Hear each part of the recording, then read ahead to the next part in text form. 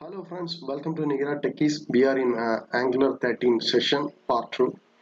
So இந்த part 2ல பார்த்தீங்கன்னா நம்ம வந்து Angular applicationல இருக்கக்கூடிய ஃபைல்ஸ் அண்ட் அந்த ஃபோல்டர் ஸ்ட்ரக்சர் அதெல்லாம் பற்றி நம்ம கொஞ்சம் டீட்டெயில்ஸாக பார்க்க போகிறோம். நம்மளோட லாஸ்ட் செஷனில் பார்த்தீங்கன்னா ஒரு அப்ளிகேஷன் எப்படி கிரியேட் பண்ணுறது வரைக்கும் பார்த்துருந்தோம்.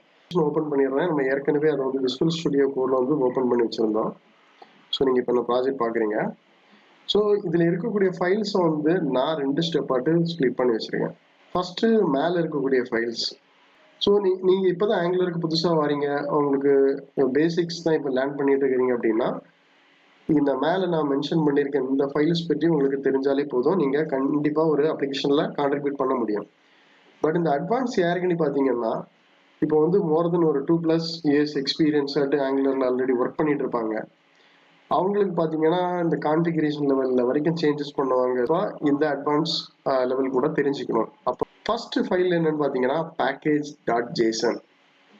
ஸோ அந்த ஃபைலை ஓப்பன் பண்ணிடலாம்.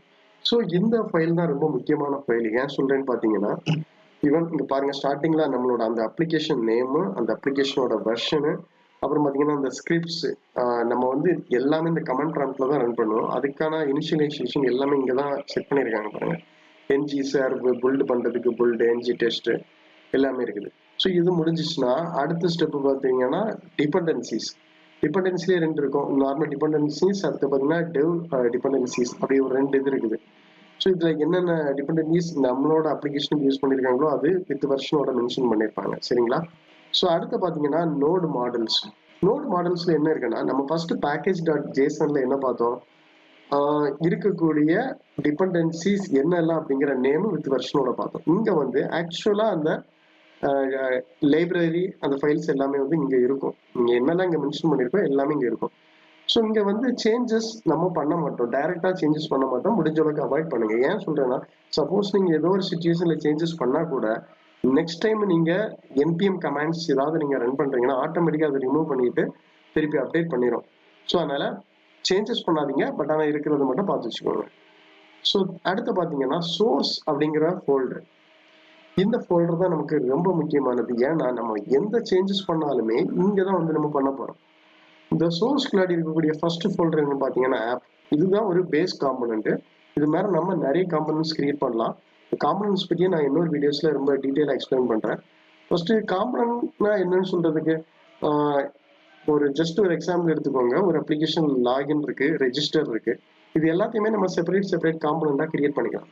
நம்ம ஆங்குலரை பொறுத்த வரைக்கும் இந்த காம்பனண்ட் வந்து ஒரு கலெக்ஷன் ஆஃப் ஒரு HTML, ஒரு CSS, அப்புறம் இந்த TSல தான் நம்மளோட ஃபங்க்ஷனாலிட்டிஸ் எல்லாம் எழுதுவோம். அது போக ஸ்பெக் இந்த ஃபைல் ஆக்சுவலாக டெஸ்டிங்காக யூஸ் பண்ணுவாங்க. சரிங்களா? இது வந்து நம்ம டீட்டெயிலாக பார்க்கலாம். அதுக்கு அடுத்து பார்த்தீங்கன்னா மாடல்ஸ். இதையுமே நம்ம ஒரு செப்பரேட் வீடியோஸில் பார்க்கலாம். இது எந்த மாதிரி வரும்னா இப்போ ஒரு மாடல்னு வரும்போது இப்போ நான் ஃபர்ஸ்டே சொன்ன லாகின், இந்த லாகின் மாதிரி ரெஜிஸ்டர் இருக்கும், ரீசெட் பாஸ்வேர்டு, இதெல்லாம் சேர்த்து தான் ஒரு complete model. So multiple component, அதோட சர்வீசஸ், இந்த ஃபைல்ஸ் எல்லாத்தையுமே குரூப் பண்ணி மேனேஜ் பண்ணுற பிளேஸ்க்கு பேர் தான் பார்த்தீங்கன்னா மாடல். அசெட்ங்கிற ஒரு ஃபோல்டர் இருக்கு. இது ஒரு பப்ளிக் ஃபோல்டர். பேசிக்காக இதில் என்ன மாதிரி இன்ஃபர்மேஷன் வச்சிருப்பாங்கன்னு பார்த்தீங்கன்னா இமேஜஸ், அப்புறம் வந்து CSS, ஜாவாஸ்கிரிப்ட் ஃபைல்ஸ், ஏதாவது காமனாக யூஸ் பண்ணுறதெல்லாம் இதில் யூஸ் பண்ணிப்பாங்க. ஸோ என்விரான்மெண்ட் பார்த்தீங்கன்னா டிஃபால்ட்டாகவே ஒரு என்விரான்மெண்ட் இருக்கும். அதுலேயே வந்து என்விரான்மெண்ட் ப்ராடுன்னு ஒன்று போட்டிருக்காங்க இது ப்ரொடக்ஷனுக்கு. இது போல் நம்ம ஒர்க் பண்ணும்போது ஒரு ரியல் டைம் ஒர்க் எடுத்துக்கிட்டிங்கன்னா பல ஸ்டேஜஸ் இருக்கும். லைக் டெஸ்ட், அப்புறம் ஸ்டேஜ், இந்த மாதிரி இருக்கும். ஸோ அந்த அப்ளிகேஷனை பொறுத்து அவங்க வந்து கிரியேட் பண்ணிப்பாங்க என்னென்ன என்விரான்மெண்ட் அப்படின்ட்டு. இது முக்கியமாக அந்த ரிலீஸ் டைமில் வந்து இது ரொம்பவே ஹெல்ப்ஃபுல்லாக இருக்கும். ஸோ அடுத்த ஸ்டெப் பார்த்தீங்கன்னா ஸோ அந்த ஐகான் ஆல்ரெடி சொல்லிட்டேன். அப்புறம் பார்த்தீங்கன்னா index.html.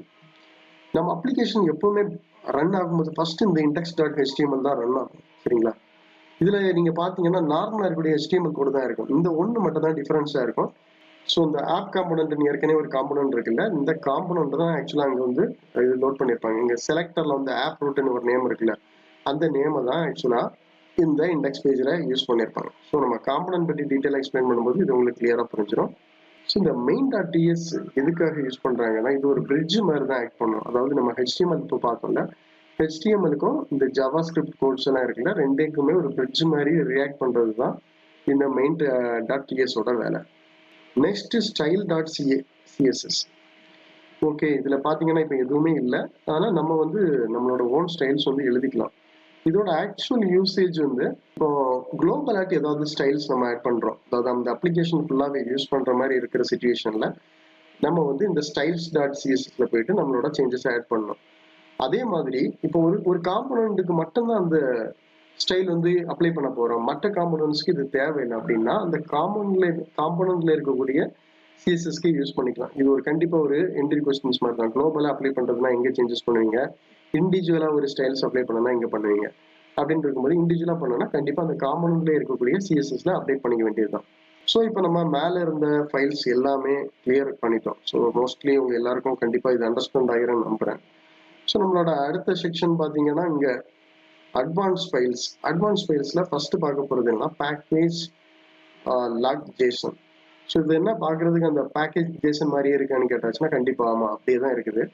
ஆனா இதுக்கு ரெண்டுக்குமே கொஞ்சம் டிஃபரன்ஸ் இருக்குது. அது என்னங்கிறத கொஞ்சம் நான் எக்ஸ்பிளைன் பண்ண மாட்டேன். ஸோ இப்போ பார்த்தீங்கன்னா பேக்கேஜ் லாக் ஜேசன் வந்து ஓப்பன் பண்ணிட்டேன்.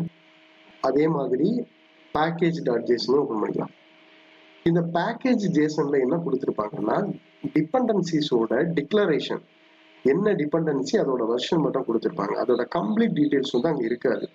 இதுவே நீங்க லாக்குக்குள்ள போயிட்டீங்கன்னா ஒவ்வொரு டிபெண்டன்சிக்கும் அவங்க வந்து ஃபுல் டீடைல்ஸ் கொடுத்துருப்பாங்க. அதோட வெர்ஷனு சொல்றதுக்கு ஒரு லைப்ரரி இன்ஸ்டால் பண்ணணும்னா அதுக்கு டிபெண்டன்சியாட்டு சில லைப்ரரிஸ் இருக்கும்.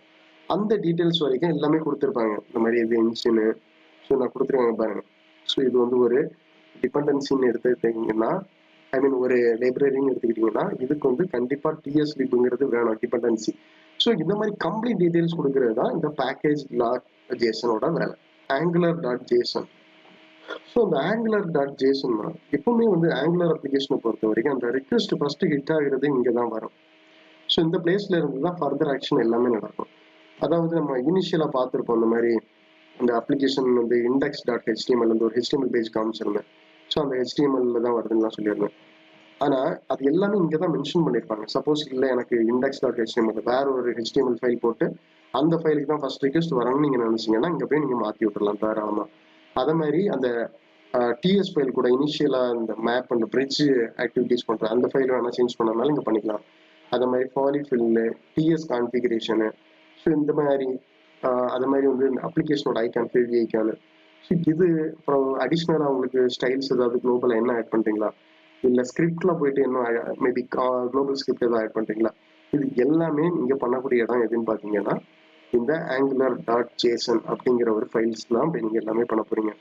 இந்த ப்ரௌசர் லிஸ்ட்ராக் வந்து எதுக்காக யூஸ் ஆகுதுன்னு பார்த்தீங்கன்னா இது வந்து ஜஸ்ட் ஒரு இன்ஃபர்மேஷனை கன்வே பண்றது தான். அதாவது இந்த ஆங்குலர் அப்ளிகேஷன் என்னென்ன வெர்ஷன்ல சப்போர்ட் ஆகும் இதுல மென்ஷன் பண்ணிருக்காங்க பாருங்க. குரோம், ஃபயர்பாக்ஸ், எட்ஜ் எல்லாத்துலயும் சப்போர்ட் ஆகும். இதுல வந்து இப்போ இன்டர்நெட் எக்ஸ்ப்ளோரர் ரிமூவ் பண்ணிட்டாங்க லேட்டஸ்ட் வெர்ஷன்ல, ஏன்னா அதுக்கு சப்போர்ட் ஆகாது. ஸோ இந்த மாதிரி இன்ஃபர்மேஷன் தான் மேபி இந்த ஃபைலை வந்து நீங்க இப்போ டெலிட் பண்ணி விட்டாலுமே நம்ம அப்ளிகேஷன் ஒர்க் ஆகும்னு கேட்டால் கிளியரா ஒர்க் ஆகும். இது வந்து ஜஸ்ட் இன்ஃபர்மேஷன் வந்து ஒரு டெவலப்பருக்கு ஷேர் பண்ற மாதிரி தான்.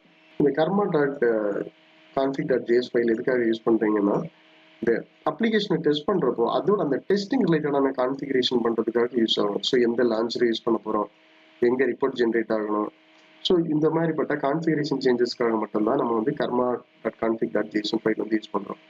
இந்த டிஎஸ் கான்ஃபிக் ஜேசனுங்கிறதும் முழுக்க முழுக்க அந்த அப்ளிகேஷனோட கான்ஃபிகரேஷனு, சில பேசிக் செட்டிங்ஸ், ஸோ எந்த மாதிரி டார்கெட்ல இது ரன் ஆகுது, இதோட மாடல் சேஞ்ச், லிப், இந்த மாதிரிப்பட்ட இன்ஃபர்மேஷன் தான் இதில் கொடுத்துருப்பாங்க.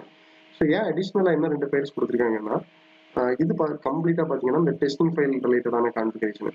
அதாவது நீங்க ஒரு என்ன சொல்றதுக்கு ஒரு டிஎஸ் ஃபைல்ல ஒரு கான்ஃபிகரேஷன் சேஞ்ச் பண்றீங்க, கம்ப்ளீட் அப்ளிகேஷனுக்காக இது பண்றீங்கன்னு சொல்லியாச்சுன்னா நீங்க இதுல பண்ணிடலாம். ஸ்பெசிஃபிக்கா டெஸ்டிங்காக மட்டுமே பண்றீங்கன்னா நீங்க இந்த இடத்துல சேஞ்ச் பண்ணிக்க வேண்டியதுதான். ஸோ மோஸ்ட்லி நம்ம எல்லா ஃபைல்ஸுமே கவர் பண்ணிட்டோம். சிம்பிளா சொல்லணும்னு சொல்லியாச்சுன்னா நம்ம வந்து ஒரு டெவலப்பராட்டு ஒர்க் பண்ணும்போது நம்மளோட மெயின் டார்கெட்டே இந்த சோர்ஸுங்கிற ஒரு ஃபோல்டர் தான். அந்த சோர்ஸுங்கிற ஃபோல்டர்லாம் நமக்கு இந்த காம்பனன்ட் இருக்கு. இதை மாதிரி நம்ம எந்த மாதிரி காம்பனன்ட்ஸ் கிரியேட் பண்ணிக்கலாம், அது மாதிரி மாடல்ஸ் நம்ம எத்தனை மாடல்ஸ் வேணாலும் நம்ம கிரியேட் பண்ணிக்கலாம் நம்மளோட ரெக்குயர்மெண்ட்டை பொறுத்தது. ஸோ மற்ற பேஜஸ் எல்லாமே முழுக்க முழுக்க கான்ஃபிகரேஷன் ரிலேட்டட், அதனால நம்ம ரொம்ப வெரி பண்ண வேண்டிய தேவையில்லை. ஸோ இங்கே கான்சன்ட்ரேட் பண்ணிக்கிட்டாலுமே போதுமானது. ஸோ இது வரைக்கும் பார்த்தீங்கன்னா நம்ம அப்ளிகேஷன்ல எந்த ஒரு சேஞ்சஸுமே இதுவரை பண்ணல. ஃபர்ஸ்ட் செட்ல வந்து அப்ளிகேஷன் கிரியேட் பண்ணி ரன் பண்ணோம். இந்த செகண்ட் செட்ல ஒவ்வொரு ஃபைலோட அட்வான்டேஜஸ் என்ன அப்படிங்கறத பார்த்துருக்கோம். ஸோ நம்மளோட அடுத்த வீடியோல பார்த்தீங்கன்னா நம்ம வந்து ஃபர்ஸ்ட் சேஞ்சஸ் நம்மளோட அப்ளிகேஷன்ல பண்ணி பார்க்க போறோம். அது வரைக்கும் நம்ம சேனல் யாரெல்லாம் சப்ஸ்கிரைப் பண்ணியோ சப்ஸ்கிரைப் பண்ணிருங்க. தேங்க்யூ. தேங்க்ஸ் ஃபார் வாட்சிங்.